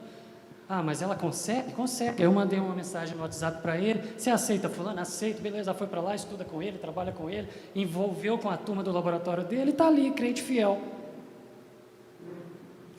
Estudar evolução e aprender evolução, e até acreditar em evolução fez ele virar ateu? Não. E eu não estou falando que evolução é fato, mas simplesmente não leva ninguém para o ateísmo, gente, é escolha. Aí vem um outro aqui, as duas maiores médias da história da Unicamp. Os dois são amigos também. Um foi fazer o doutorado em Harvard, onde a maior autoridade de evolução da história, além do Darwin, e a maior autoridade de evolução até do que o Darwin, ele foi estudar lá porque ele queria estudar com esse cara. E ele estudou com ele, que é o Stephen Jay Gould, que é o meu autor de biologia, o meu autor favorito. E esse amigo meu foi estudar com ele. E ele saiu daqui católico e foi para lá. Estudou com a maior autoridade de evolução do mundo e voltou católico e continua católico até hoje. E o cara é um gênio. Então, quando ele voltou, ele falou assim, aonde eu vou trabalhar? USP, Unicamp ou Unesp? Ah, quero trabalhar na Unicamp. Então tá. Tem um concurso? Tá bom, vou prestar. Prestou, passou. Aí pronto. Não quero ficar aqui mais não, quero voltar para os Estados Unidos e vou para tal universidade estudar agora neurociência. Foi para lá. E foi. Aí voltou, pronto, volta para aqui. Onde ele quiser ele fica. Católico. Na sala dele tem 3 crucifixos. O conhecimento científico moderno leva ao ateísmo? Não leva. E o outro, que é a segunda maior média da história da Unicamp, que ficou deprimido o dia que tirou um 8 numa prova, porque ele só tirava 10, ele fez biologia na Unicamp, fez física na Unicamp, foi para Belo Horizonte e está fazendo matemática em Belo Horizonte, já fez 2 mestrados e está no 2º ou 3º doutorado dele. E ele é apologeta, ele trabalha e vive em função de defesa da fé. O conhecimento científico moderno leva ao ateísmo? Não. Não leva. Aí tem um último aqui que estudou, que foi aluno do Stephen Jay Gould, aquele maior autoridade de evolução, que ele entrou para estudar com o Gould. E ele era mais adepto à Terra Velha, e ele saiu, depois que estudou com o Stephen Jay Gould, defendendo Terra Jovem, que é mais incompatível com a ciência ainda. Mais incompatível não, é a única que é incompatível. Então o conhecimento da ciência moderna leva ao ateísmo? Leva a alguma escolha? Não, escolha é escolha. E o conhecimento não está levando às escolhas. Não tem nada a ver com conhecimento, é nesse ponto que eu estou querendo chegar. Então, iguais a esses, a gente tem milhares para a gente poder contar a história, tá? Mas ainda assim eles falam que não vale, porque a gente é muito jovem. Muito jovem ainda tem que comer muito sal ainda para poder chegar à conclusão de que Deus não existe. Então tá bom, então vamos falar dos de meia idade. Quer dizer, eu estou me colocando na turma dos jovens, né? Então eu não sou tão jovem assim, dos mais velhos que eu, ou seja, entre os históricos de 100 anos e os velhos igual eu, certo? Os jovens, segundo ele, segundo os ateístas, eu sou jovem, então beleza, não sou autoridade para falar, então vamos colocar os que estão no meio aí. Autoridades da ciência. Esse aqui é o Alberts. O Alberts é o autor do livro de biologia celular mais famoso do mundo, mais usado no mundo em cursos de biologia. É um livro dessa grossura, literalmente. O Alberts foi presidente da Academia Nacional de Ciência. E como presidente da Academia Nacional de Ciências nos Estados Unidos, ele é declaradamente ateu, o Alberts. Ele escreveu uma nota para poder tentar parar a confusão. Ele escreveu uma nota o seguinte: se Deus existe ou não existe, a ciência é uma questão sobre a qual a ciência é neutra. Não dá para falar que Deus não existe e a ciência prova. Por que ele falou isso? Porque o Dawkins estava falando que a ciência prova que Deus não existe. E aí vieram para ele e falaram assim: não, a ciência não prova que Deus não existe, muito pelo contrário, a coisa não é assim. Eu sou ateu porque eu escolhi ser. Escolhi. Esse foi o presidente da Academia Nacional de Ciência. É alguém que tem autoridade para falar em nome da ciência, não o Dawkins, que é Esse aqui era presidente de uma associação. Ok? Stephen Jay Gould, como eu falei, é a maior autoridade de evolução no mundo, mais até do que o Darwin. Morreu em 2011 também. 2011 foi um ano marcante. Bom, ele falou o seguinte: ou metade dos meus colegas é estúpida, ou a crença no Deus da Bíblia, ou seja, desculpa como ele falou, deixa eu ler. Ou metade dos meus colegas é absolutamente estúpida, ou a crença, a ciência darwinista, no caso lá do maior álibi contra Deus que é Darwin, então a ciência darwinista é totalmente compatível com as crenças religiosas convencionais. E aí perguntaram para ele o que ele quis dizer com isso. É assim: é você ler a Bíblia todo dia, ir para a igreja, cantar, orar, falar com Deus. O que o Gould, a maior autoridade em evolução, mais do que o Darwin, e a maior autoridade de evolução da história, ele falou que ou metade dos colegas dele é estúpido, ou então isso daqui é compatível com a evolução, não tem problema nenhum não. Então, esse argumento do movimento ateísta de falar que a evolução prova que Deus não existe, não existe. Cai por terra. Esse tem autoridade para falar, não um divulgador de ciência. Ok? Esse é Alistair McGrath. Esse cara era colega do Richard Dawkins em Oxford. E quando o Dawkins escreveu Deus um delírio, falando que a humanidade está delirando por acreditar em Deus, ele escreveu o delírio de Dawkins, falando que o Dawkins está delirando de falar isso. Colega dele, professor universitário, pesquisador, do mesmo jeito. Tá bom? O livro dele foi uma resposta ao Deus do delírio. É legal de ler. Esse é o Collins, como eu falei, o chefe do projeto Genoma Humano. Quando o Dawkins escreveu Deus um delírio, nos meses seguintes o Collins escreveu A Linguagem de Deus. Um cientista apresenta evidências de que ele, com E maiúsculo, existe. Respondendo ao Deus no delírio, falando: peraí, não existe essa de que tem evidência de que Deus não existe, não, só tem o contrário. na genética, no genoma, só tem demonstração de que tudo foi planejado. E aí ele escreve um livro só para mostrar que o DNA foi planejado. Só de DNA. Aí vamos para o povo da área tecnológica, do MIT. A Rosalind Picard, ela era ateia, mesmo, radical, antiteísta, antideus.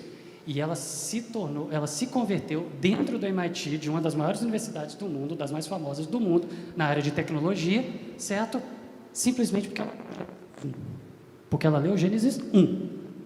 E ela falou que ela assumiu antes, por escolha, ela não sabia que era isso. Ela achava que existiam provas, mas ela falou que ela assumiu que a fé não era inteligente, não era intelectual, ou com base em provas, mas era só porque tinham falado para ela. E quando ela foi atrás das provas, elas não existiam. Aí ela falou que a experiência de ler a Bíblia, por ela mesma, e não porque outros disseram para ela, desafiou todos os pressupostos dela e ela não teve o que fazer, ela se converteu. Tem vários cientistas que se convertem lendo Gênesis 1, que é o que a gente vai fazer amanhã. Vários se convertem ao quê? Ao Deus da Bíblia. E depois seguem e vão conhecer quem é esse Deus, lendo a continuação desse livro, tá bom? E aí, Dennis Alexander, aquele outro que eu citei lá, que também tem vários livros para poder mostrar que Dawkins estava delirando de falar que Deus não existe, e estava colocando as provas.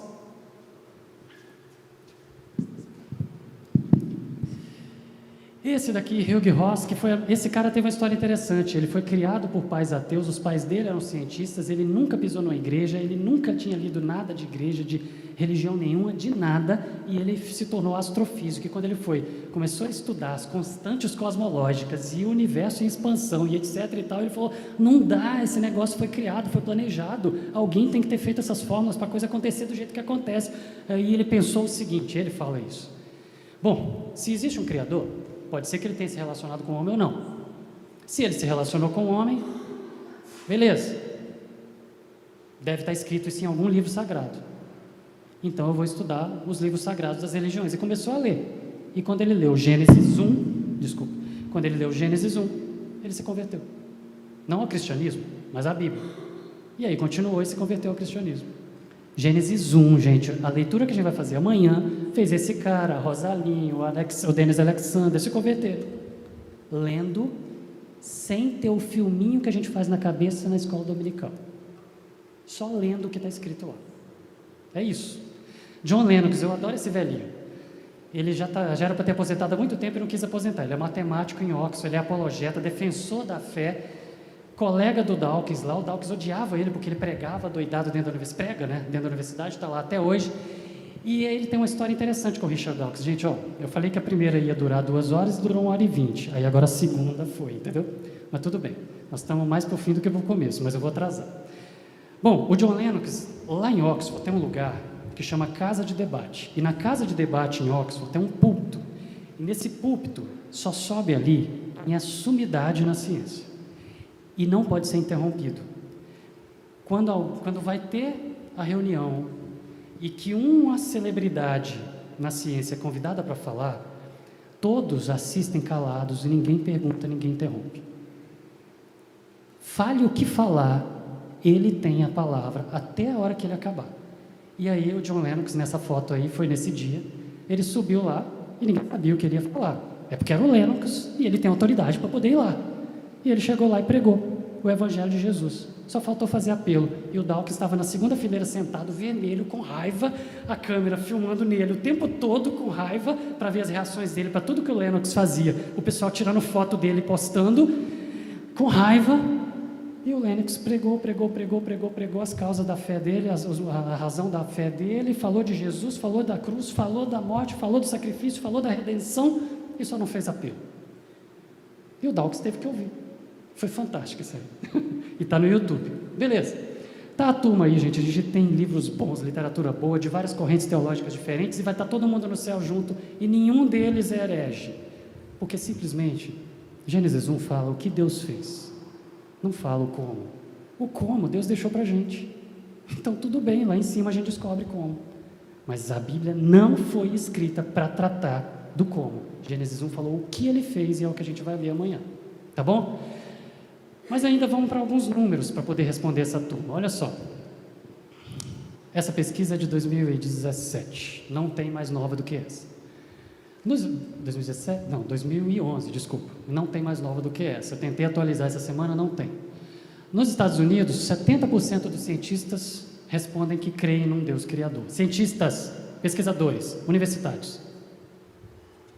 Dos professores, estou falando, não dos alunos.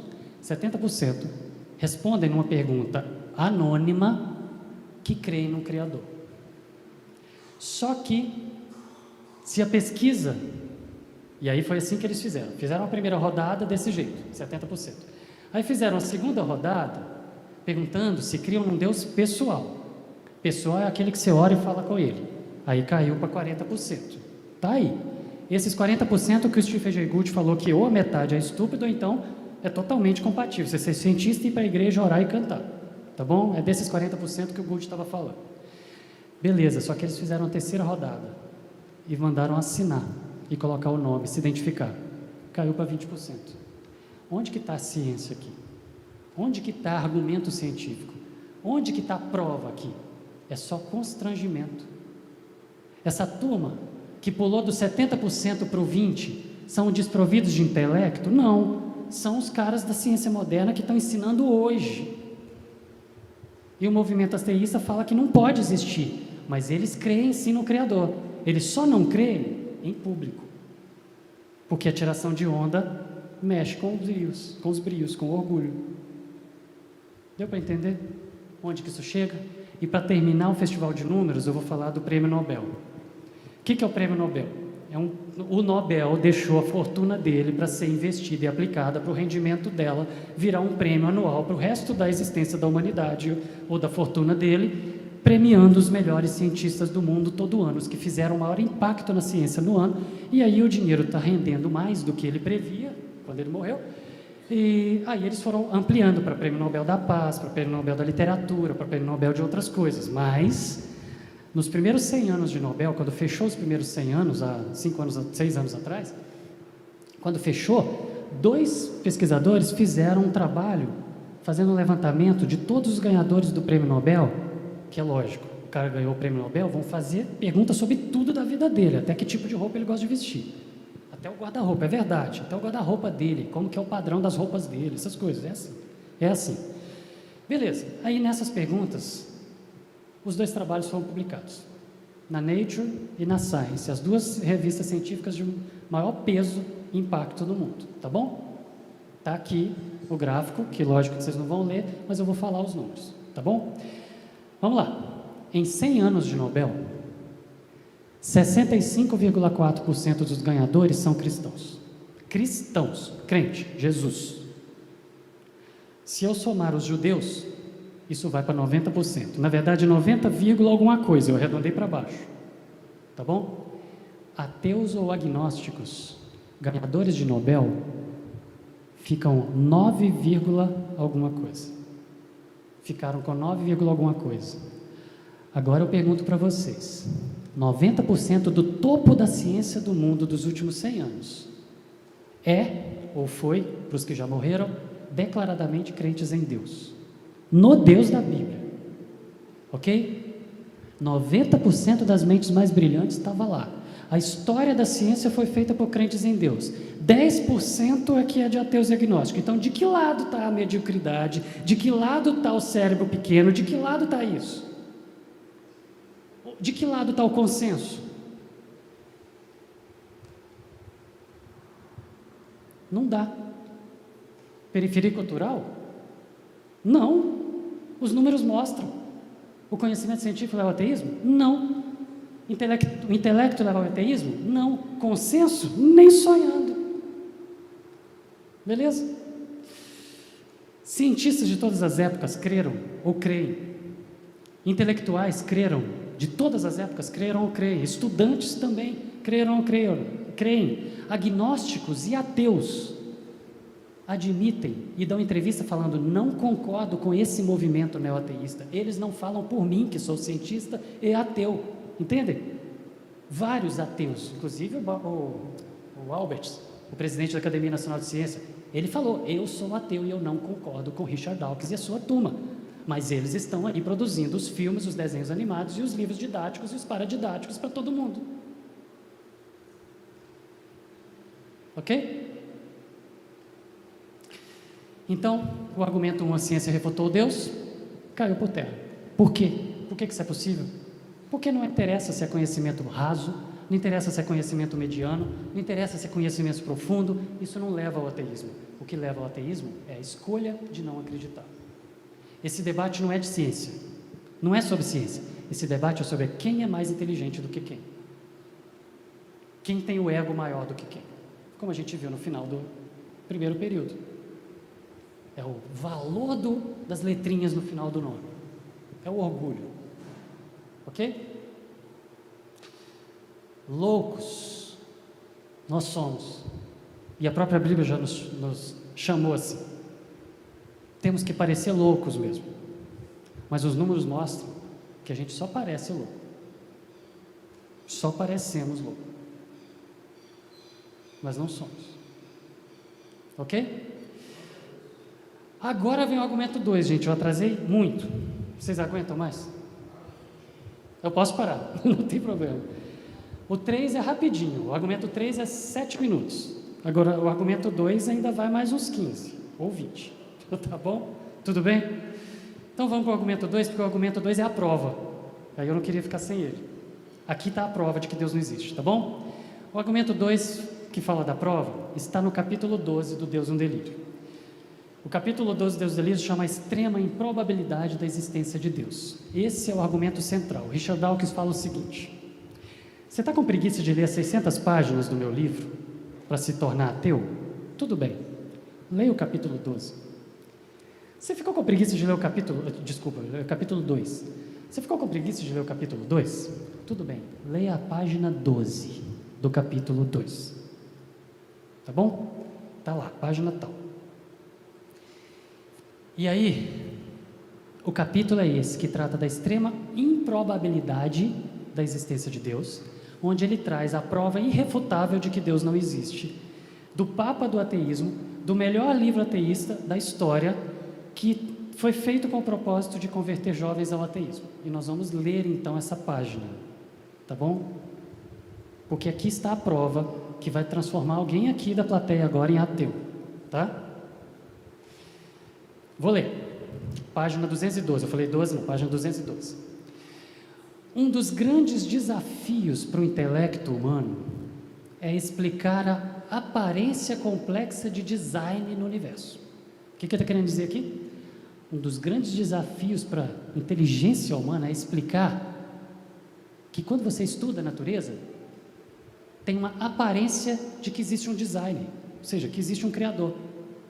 Ou seja, o que o Dawkins está falando é que quando você estuda, você tem a impressão de que foi tudo planejado. Você tem a impressão de que existe um Criador, de que foi tudo feito. Não tem conclusão de que Deus não existe. Você estuda e a conclusão que você leva, que você chega, é que Deus existe. Só que ele fala, peraí, vamos com calma. Aí ele fala, a tentação natural então é concluir que Deus existe. Que ele fala, a tentação natural é atribuir então essa aparência de design de um Criador a um verdadeiro Criador. Então ele fala assim, a ciência estuda, as evidências aparecem em todas as áreas da ciência de que foi tudo planejado, que foi tudo criado, então a tentação é a gente falar, então Deus existe. É isso que ele falou, no argumento matador. Aí ele continua, calma, a tentação é falsa, porque a hipótese de que exista um projetista suscita, gera imediatamente um problema maior sobre quem projetou o projetista. Ele fala o seguinte, se você estuda biologia, você vai concluir que Deus existe. Se você estuda física, você conclui que Deus existe. Se você estuda química, você conclui que Deus existe. Só que se você concluir que Deus existe, e se você aceitar isso, se você acreditar nisso, você vai ter que responder quem criou Deus. Porque se existe um Criador, tem que ter um Criador do Criador, e depois tem que ter um Criador do Criador, e depois tem que ter um Criador do Criador do Criador. Então, já que isso é uma coisa que estatisticamente é improvável, então Deus não existe. Mas não terminou não, porque no fim das contas ele admite que ele tem um problema, e está aí. O problema que nós tínhamos então nas nossas mãos quando começamos o livro era o da improbabilidade estatística. Como eu vou explicar que Deus existe, certo?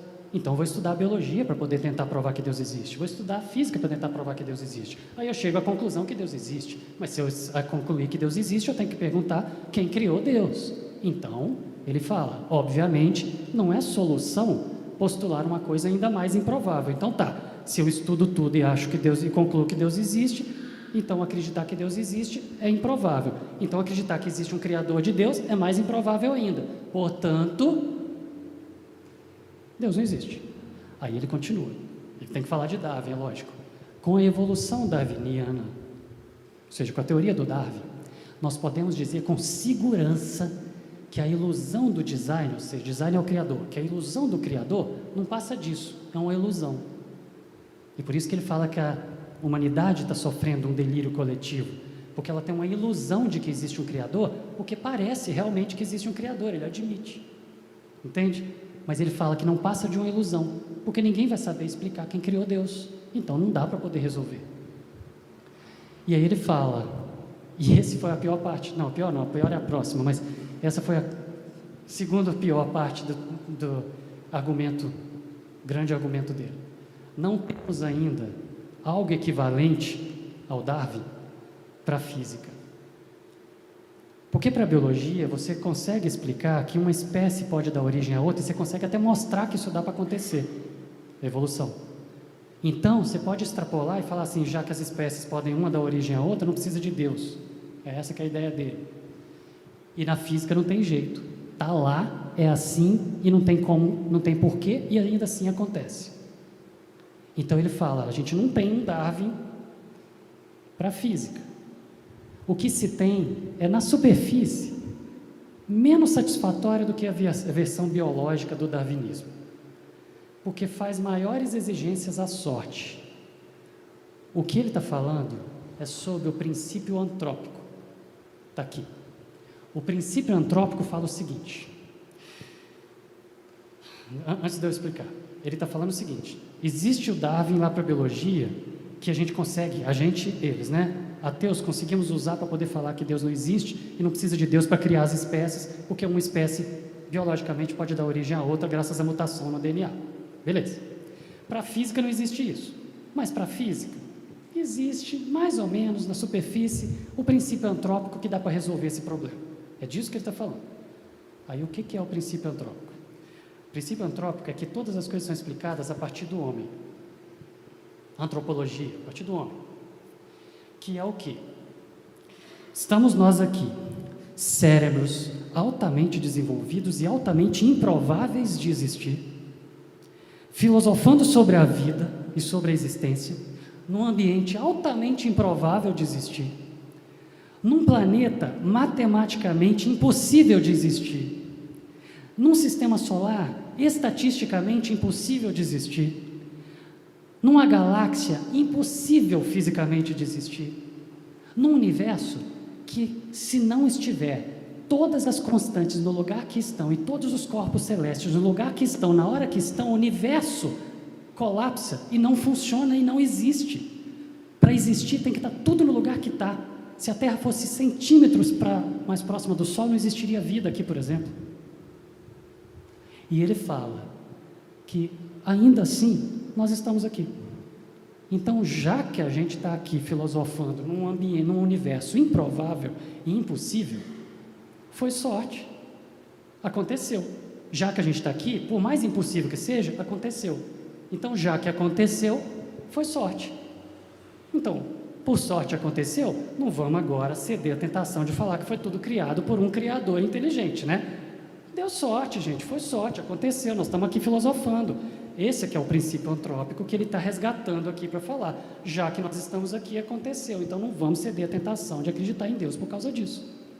Ele fala que isso serve para a física como o Darwin serve para a biologia. E aí ele termina. Não devemos perder a esperança de que surja algo melhor do que isso na física, para explicar o universo. Mas mesmo na ausência de algo satisfatório, os postulados fracos as afirmações fracas que ele fez, ele está admitindo que são fracas. O Papa do ateísmo. Os postulados fracos que nós temos hoje ainda são, obviamente, melhores do que a hipótese contraproducente de acreditar num projetista inteligente, né? Se o argumento deste capítulo, ele termina assim, se o argumento deste capítulo, do principal, do Papa, for aceito, esse argumento que a gente acabou de ler, a premissa do factual, ou seja, a prova da religião, a afirmação que a religião chama de fato, de que Deus existe, ela fica indefensável, porque ninguém vai conseguir responder quem criou Deus. Portanto, isso são palavras dele, está escrito lá, eu não manipulei, quase com certeza, Deus não existe. Essa é a principal conclusão do meu livro. Precisa de faculdade para estar preparado para responder a razão da nossa fé? Precisa de faculdade? Salmo 14 fala, diz o tolo no seu coração, Deus não existe. Quem é tolo? O perverso na sua soberba não investiga, não vai atrás, acredita no que todo mundo sai falando, acredita no que o professor falou, no que o desenho animado falou, no que o seriado falou, no que o documentário falou, no que o Richard Dawkins falou, e não investiga. E que não há Deus são as suas cogitações. Salmo 10, 4, já estava lá. Um monte de gente fez escolha pessoal de não acreditar, sai fazendo afirmação, chamando uma autoridade que não tem, falando que Deus não existe, que a ciência prova, não existe prova, tentam provar, escrevem um livro para provar, trazem os melhores argumentos, traz o melhor dos melhores está aí, todos os outros afirmam que a ciência prova que Deus não existe e mandam para ele, ele fala que as provas estão aqui, mas a maioria não lê, só acredita porque foi ele que falou. E ele falou, que ensinou para o outro, que ensinou para o outro, que ensinou para o outro, que o desenho falou, que o filme falou, e todo mundo acredita.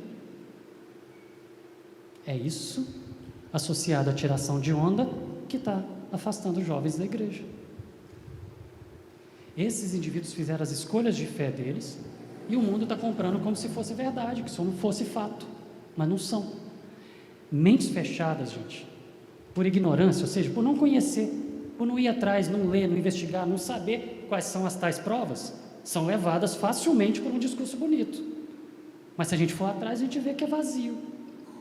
Não existe. E a evidência de que Deus não existe, não existe. Nem na física, nem na biologia, nem na química, nem na matemática. A matemática não vai discutir isso. Não existe. Só existem evidências de que Deus existe. Que Deus não existe são escolhas de crença.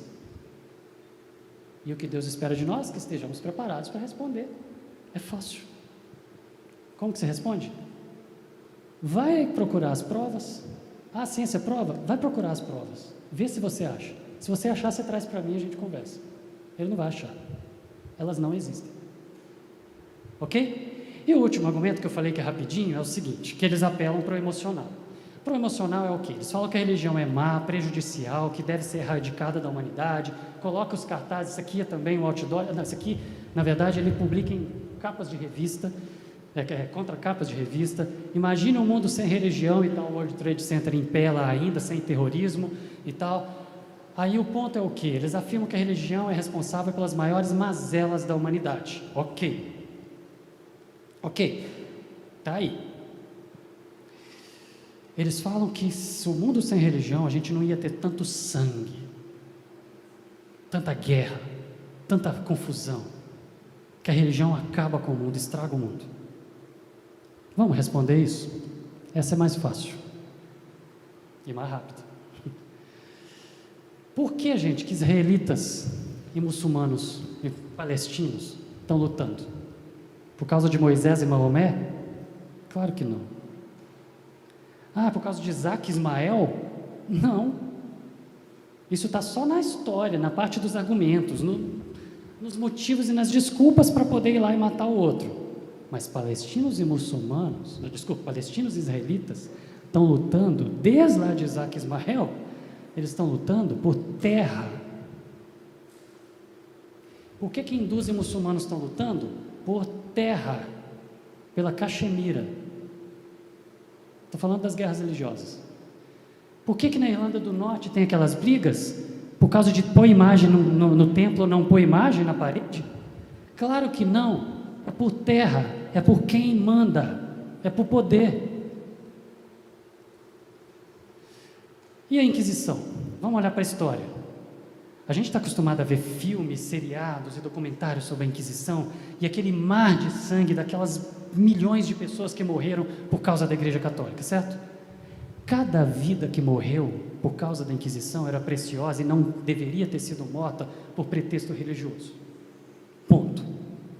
Mas o que os filmes e séries fazem a gente achar, e eu também achava até eu ler e estudar esses números, é que a Inquisição foi um mar de sangue. E a gente tem a impressão de que milhões morreram. Gente, a Inquisição espanhola, e agora eu preciso dos números, eu não sei de cor, a Inquisição espanhola, que foi a maior de todas, ela matou em 350 anos, 2.000 pessoas, isso está registrado. Dá 6 por ano. Os 6 por ano eram preciosos. Mas é isso que os seriados fazem parecer? E que os filmes que retratam a Inquisição fazem parecer? Porque eles usam a Inquisição para falar, olha o que a religião fez com o mundo. 6 por ano. As bruxas de Salem. Quantos seriados tem falando disso? Eram quantas? 3. Gente, 2.000 pessoas é o que o Pol Pot, ditador ateu do Camboja, de um regime declaradamente ateísta e que propaga o ateísmo, matou numa tarde por perseguição religiosa. E a Inquisição espanhola, a maior de todas, matou em 350 anos de existência 2.000. Bom? Enquanto o neo-ateísmo vem criticando o cristianismo por cometer atrocidades aí há 200, 500, há 1.000 anos atrás, associando aqueles crimes da Inquisição lá atrás com o terrorismo de hoje, como se fosse tudo a mesma coisa e toda religião fosse terrorista, mistura tudo num saco só. Eles vêm fazendo essa estratégia para poder falar a religião é má e tem que ser erradicada da humanidade por causa do rio de sangue que ela faz, só que eles ignoram a história recente do que regimes ateístas fizeram na história recente. Se a gente pegar regimes como Stalin na Rússia, Mao Tse na China e o nazismo, gente, em 50 anos eles mataram mais de 100 milhões de pessoas ateístas, regimes declaradamente ateístas, ok? E a gente não está nem contando Pol Pot, aquele dos 2.000 numa tarde, Kim Jong, Fidel Castro, a gente não está nem contando esses aí. Bom? Então, gente, regimes ateístas produziram um mar de sangue na história recente e vêm acusar a religião de produzir um mar de sangue na história há 1.000 anos atrás. 2.000 em 350 anos. Botar terrorista num saco e colocar todo mundo igual e falar que é tudo a mesma coisa? Gente, só que aí eles contra-argumentam, eles falam o seguinte, não, mas quando um líder ateu mata, ele não faz isso em nome de Deus ou da religião. Um líder ateu, ele mata porque ele quis matar. Ele não faz isso em nome de Deus, em nome da religião. Não é em nome do ateísmo que eles matam, é esse que é o argumento. Enquanto os cristãos mataram em nome do cristianismo, e os terroristas hoje matam em nome de Alá. Então eles falam, não, nosso argumento contra a religião está certo. Mas peraí, cristianismo, muçulmanos, eles podem ter matado em nome da sua fé, mas qual é a fé de um ateu? A sua ideologia, o ateísmo. Então, eles não podem, nós temos que ser justos, a balança tem que ser igual para os dois lados para fazer essa discussão. Então, eles podem não matar em nome da religião, mas eles matam em nome da sua ideologia. Então, peraí. Então tá, eles podem vir aqui e acusar e falar que um Bin Laden, a Al-Qaeda, o Hamas, o Estado Islâmico, eles são terroristas, eles são assassinos, eles têm que ser erradicados, eles têm que ser controlados, eles têm que ser combatidos. Sim, beleza, isso é verdade, mas não bota isso no mesmo saco e fala que isso é a religião na história da humanidade. Quem são os responsáveis pelos maiores massacres da história? Não são os religiosos. Eles não podem olhar crimes cometidos em nome de uma ideologia e falar, não, mas isso aqui não é comparável com religião. Religião de um lado, fé de um lado e ideologia do outro. Mesma coisa. Então tá, se crimes são cometidos em nome de uma ideologia, seguidor daquela ideologia tem que ter um mínimo de responsabilidade sobre aquilo, para depois vir falar que a religião matou em nome da fé. Ok? No fim das contas, gente, não é o ateísmo que está matando. E nem foi o cristianismo ou Alá, ou os muçulmanos, o terrorismo. Não é. O que mata é a natureza humana, pecaminosa, caída, destruída pelo pecado. O que mata é a natureza humana. Se a gente colocar tudo na balança,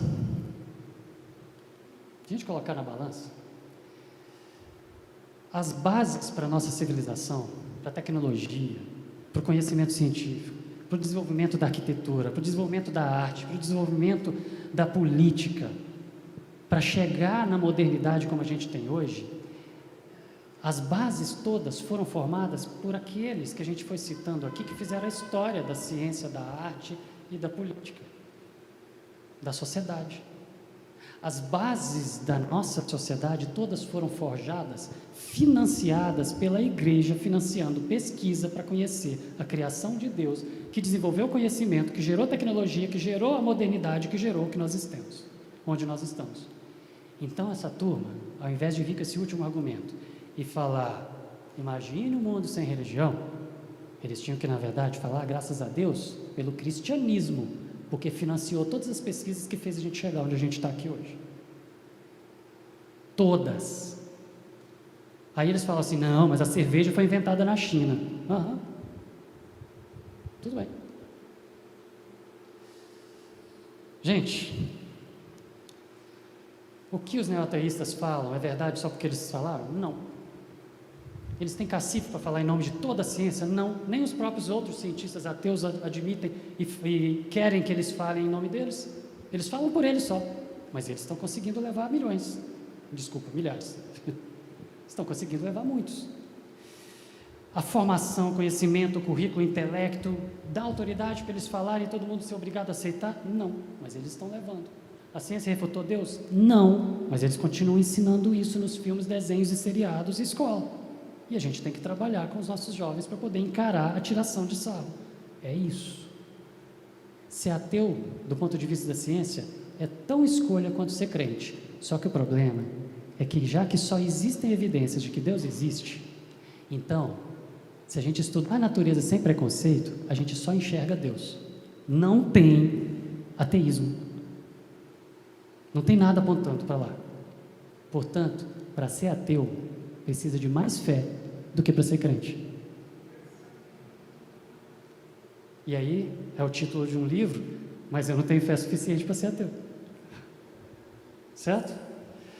Bom, vamos voltando então para o texto que a gente começou. Antes, santifiquem a Cristo como Senhor no coração. Estejam sempre preparados para responder a qualquer que lhes pedir a razão da esperança que há em vocês, que é o que a gente está fazendo aqui. Como que a gente faz isso? Estudando, lendo, preparando, fazendo de tudo que a gente puder fazer para poder estar preparado para responder. Mas se você não está, só manda eles irem atrás das provas, elas não existem. Só que esse mesmo texto, ele termina com duas palavras que eu queria terminar aqui. Contudo, façam isso com mansidão e respeito. Por quê? Porque se na história a igreja bateu primeiro, e bateu, e agora a gente está apanhando, não vamos a gente bater de novo, para depois virem tentar revidar. Vamos fazer isso do jeito que o mesmo texto que fala que a gente tem que estar preparado para responder, o mesmo texto fala. Vamos fazer isso com mansidão e com respeito pela pessoa, porque Deus não enfia goela abaixo de ninguém a fé nele. Ele não enfia a goela abaixo de ninguém, ele respeita. E nós também temos que fazer isso. Tudo bem? Terminamos.